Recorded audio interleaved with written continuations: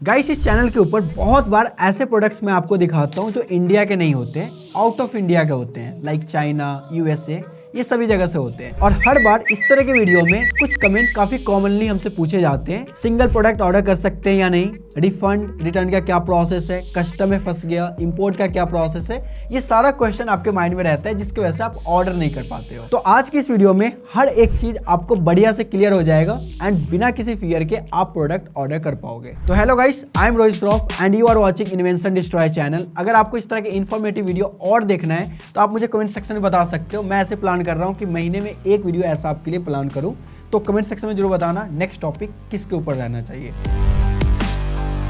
सबसे पहले वेबसाइट्स के ऊपर बात करते हैं। तो देखो, चाइना और यूएसए के मिला के ना काफ़ी सारे वेबसाइट्स हैं जहां से आप प्रोडक्ट ऑर्डर कर सकते हो। सबसे पहले Alibaba.com काफ़ी ट्रस्टेड वेबसाइट है और यहाँ से हमने कई बार सामान ऑर्डर किया है। Banggood 1688.com, यहाँ पे थोड़ा चीप एंड थोड़ा कॉम्प्लेक्स सामान आपको देखने को मिलते हैं। MadeInChina.com, GlobalSources.com एंड DHgate.com, ये चाइना के कुछ वेबसाइट्स है जो थोड़ा फेमस भी है एंड यहाँ से आप ऑर्डर कर सकते हो। और यूएसए की बात करें तो eBay एंड YouBuy करके वेबसाइट है, यहाँ से भी आप सामान ऑर्डर कर सकते हो। तो सिंपल समझ लो, अलीबाबा और eBay एंड Banggood, ये तीन वेबसाइट से आप सामान मंगवा सकते हो कम से कम रिस्क पे। बाकी यहाँ पे और जो वेबसाइट है थोड़ा बहुत रिस्क रहते हैं एंड थोड़ा आपको दिक्कत भी होगा प्रोडक्ट के कैटेगरी को समझने में, तो मैं आपको अवॉइड करता हूँ उस वेबसाइट पर जाकर कुछ भी बाई करने का। तो डेफिनेटली आप चाहो तो एक प्रोडक्ट या बल्क ऑर्डर दोनों कर सकते हो और ये दोनों पॉसिबल है। बस इतना रहता है कि सिंगल प्रोडक्ट मंगवाना थोड़ा महंगा पड़ता है as compared to bulk product, तो ये चीज़ आपको देखना पड़ेगा। बाकी आप आराम से सिंगल और बल्क दोनों ऑर्डर कर सकते हो। सबसे बड़ा डर यही होता है, और खास तौर पे फर्स्ट टाइम अगर आप कुछ भी ऑर्डर कर रहे हो तो पेमेंट का डर लगा रहता है कि भाई ये पेमेंट कर देंगे कुछ स्कैम हो जाएगा। तो देखो, सबसे पहले अलीबाबा का डायरेक्ट पेमेंट मेथड सबसे बढ़िया है। आप सिंपली कोई प्रोडक्ट बाई करते हो, पेमेंट कर दो, अलीबाबा यहाँ पे खुद मिडिल मैन बन जाता है, तो पेमेंट पे कोई भी ऐसा स्कैम नहीं होता है। Second, escrow service. अब ये क्या है, जैसे आपका जो ऑर्डर वैल्यू है ना ये काफ़ी ज़्यादा है, तो आप क्या कर सकते हो ना, एस्क्रो सर्विस हायर कर सकते हो एंड जब तक आपके पास वो प्रोडक्ट नहीं पहुंचता है आपका पेमेंट सेलर के पास नहीं जाता है। कुछ स्कैम होता है तो वहाँ पे वो मिडिल मैन ये सभी चीज़ को हैंडल करता है, तो ये ऑप्शन आप सिलेक्ट कर सकते हो, लेकिन ये तभी करना जब आपका प्रोडक्ट का वैल्यू थोड़ा ज़्यादा हो। Option 3, partial payment. ये भी पॉसिबल होता है, कभी कभी 30% आप पेमेंट कर दो एडवांस, 70% जब आपके पास प्रोडक्ट डिलीवर हो जाए तब आप कर सकते हो।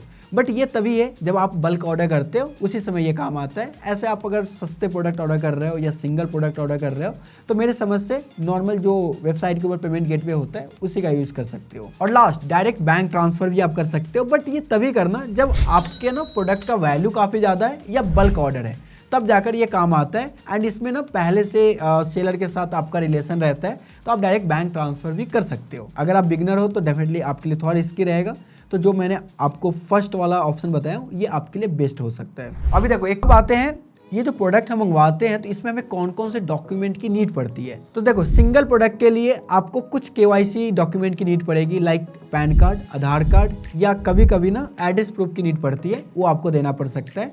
अदरवाइज आपको इतना कुछ प्रॉब्लम इसके अंदर नहीं होगा, मतलब इससे ज़्यादा डॉक्यूमेंट आपसे मांगा नहीं जाता है। अब बल्क इंपोर्टर की बात करते हैं, उनको कौन कौन से डॉक्यूमेंट की नीड पड़ती है। तो IC कोड यानी इंपोर्ट एक्सपोर्ट कोड आपको गवर्नमेंट के वेबसाइट से मिल जाता है, हार्डली 500 रुपये के अंदर में बन जाता है, 2 से 3 दिन लगते हैं। इसके बाद AD कोड आपको बैंक से मिलता है जो कि 14 डिजिट का होता है। इसके बाद आपके पास एक GST होना चाहिए एंड लास्ट KYC डॉक्यूमेंट्स आपके पूरे कंप्लीट होने चाहिए, लाइक आधार कार्ड, पैन कार्ड जो भी होते हैं, ये सारे आपके पास होने चाहिए। फिर जाकर आप बाहर से बल्क में भी सामान ऑर्डर करके मंगवा सकते हो। अब यहाँ पे ना 3 ऑप्शन है। सबसे पहले एयर शिपिंग है, कार्गो सी शिपिंग है एंड इसके बाद एक कुरियर शिपिंग होता है। फर्स्ट एयर शिपिंग की बात करते हैं। अगर आपके प्रोडक्ट का वजन 50 kg से लेकर 200 kg तक के बीच में है तो ये ऑप्शन आपके लिए बेस्ट रहता है। यहाँ पे डिलीवरी काफ़ी फास्ट होता है। हाँ, शिपिंग चार्ज थोड़ा सा महंगा रहेगा क्योंकि ये एयर से आ रहा है। Second, cargo. अगर प्रोडक्ट का वजन काफ़ी ज़्यादा है, इंडस्ट्रियल सामान मंगवा रहे हो या लेट सपोज कुछ हेवी इक्विपमेंट है, अगर आप वैसे चीज़ इंपोर्ट करवा रहे हो तब जाकर आप कार्गो सी शिपिंग भी आप चूज कर सकते हो। ये थोड़ा सा चीप भी होता है बट ये काफ़ी स्लो होता है, यानी कि 20 से 40 दिन लग जाते हैं प्रोडक्ट को आने में। और लास्ट है कुरियर सर्विस, जैसे DHL, FedEx वगैरह हो गया, ये कभी ना कभी आप देखे भी होंगे। ये तभी चूज करना जब आपके प्रोडक्ट ना सिंगल हो या 500 ग्राम के आसपास हो, तभी चूज करना है। तो ये काफ़ी महंगा पड़ता है। ऐसे मैं ऑन एन एवरेज आपको बता दूँ, 500 ग्राम का अगर प्रोडक्ट है तो 2500 से 3000 रुपये के आसपास शिपिंग कॉस्ट लग जाता है। अगर आप इस तरह के सर्विस चूज करते हो तब। अब ये जो सीन है ना, यहाँ पे थोड़ा सा गेम अलग है और इसे समझना भी थोड़ा मुश्किल हो जाता है, क्योंकि कई बार क्या होता है हम जो चीज़ सोच कर मंगवाते हैं वो कई बार हमें थोड़ा ज़्यादा ही महंगा पड़ जाता है। तो मैं बात कर रहा हूँ import duties and custom clearance को लेकर। सबसे पहले इंपोर्ट ड्यूटीज की बात करते हैं। जब कोई भी प्रोडक्ट इंडिया आता है तो वहाँ पे कस्टम क्लियरेंस होता है एंड वहाँ पे आपको उसके ड्यूटीज पे करने पड़ते हैं। अब ये ड्यूटीज 20% से लेकर 100% तक होता है। हाँ जी, यानी कि एक प्रोडक्ट अगर 100 रुपये का है तो उसके लिए आपको 200 रुपये लग जाएंगे। ये होता है, शिपिंग फी हटाकर बात कर रहा हूँ। तो ये जो इंपोर्ट ड्यूटीज है इसका चार्ज डिपेंड करता है प्रोडक्ट के टाइप पे, उसके वैल्यू पे, उसके कैटेगरी पे। जैसा कैटेगरी होगा उतना आपको ड्यूटीज पे करने पड़ेंगे। ऐसे मैं आपको एग्जांपल समझाऊं तो एक बार इंपोर्ट ड्यूटीज हमें एंड्रॉयड टैबलेट पे 3000 से ज़्यादा पे करने पड़े थे, क्योंकि उसका बॉक्स साइज काफ़ी बड़ा था एंड वो दिखने में थोड़ा हेवी लग रहा था। एंड वहीं पे सेकेंड टाइम हमने प्रोडक्ट मंगवाया था तो काफ़ी छोटा बॉक्स में आया था एंड उसके लिए हमें काफ़ी कम इंपोर्ट ड्यूटीज पे करना पड़ा था। तो ये डिपेंड करता है उसके साइज पर भी कि आपका जो प्रोडक्ट का साइज हो कितना बड़ा है। अब रिटर्न और रिफंड ये काफ़ी इजी भी हो सकता है और काफ़ी हार्ड भी हो सकता है। ये डिपेंड करता है कि आप कौन सा वेबसाइट चूज किए थे प्रोडक्ट मंगवाने के लिए। तो देखो अलीबाबा आपको 30 डेज का ना इजी रिटर्न सर्विस देता है। अगर प्रोडक्ट में कुछ भी ऐसा प्रॉब्लम है आप सेलर से बात करो एंड वो 30 डेज के भीतर में वो रिटर्न आप कर सकते हो। और ईबे के ऊपर आपको मनी बैक गारंटी का भी ऑप्शन मिलता है, प्लस रिटर्न में आपको यहाँ पे 30 days and 60 days even 90 days तक का ऑप्शन है।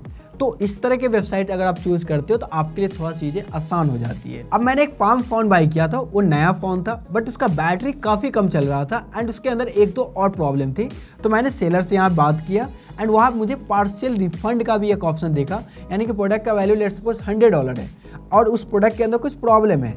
तो मैं क्या कर सकता हूँ, यहाँ पार्शियल रिफंड का भी रिक्वेस्ट डाल सकता हूँ, यानी कि सेलर से बात कर सकता हूँ बस, या नहीं तो सामने से हमें ऑफर भी कर सकता है क्या हम इसे पार्शियल रिफंड कर सकते हैं।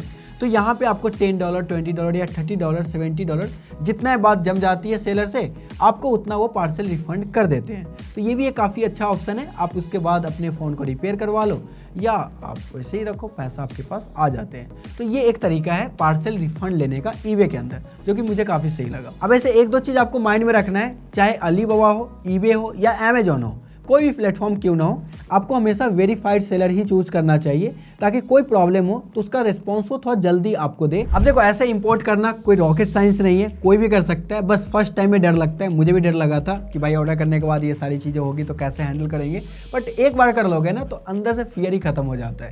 बस ध्यान रखना कि जो सेलर से आप बाय कर रहे हो वो थोड़ा वेरीफाइड सेलर हो, ऐसा ना हो कि नया नया आया हो और आपके साथ स्कैम हो जाए। तो इस चीज़ से बच के रहना। बाकी गाइस आप मुझे बताओ क्या ऐसे टॉपिक और कवर करना चाहिए, अगर हाँ तो डेफिनेटली कमेंट बॉक्स में बताना। और वीडियो अच्छा लगा please like share and subscribe. मैं आपसे मिलता हूँ फिर से एक मस्त धमाकेदार video. Good bye, have a good day and bye bye. आओ अब लैपटॉप ऑर्डर करना है अलीबाबा से, आ जाओ भाई, सच में ऑर्डर करना है। मैकबुक हमें M7 ऑर्डर करना है जो अभी लॉन्च नहीं हुआ है।